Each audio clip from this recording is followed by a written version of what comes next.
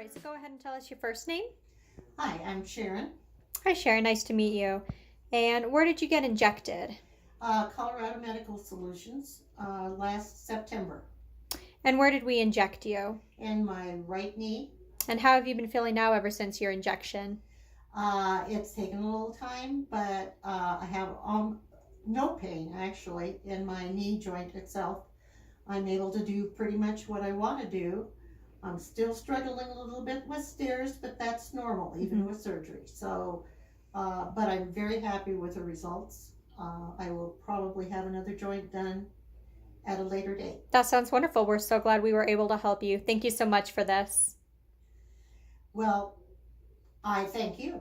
Mm-hmm.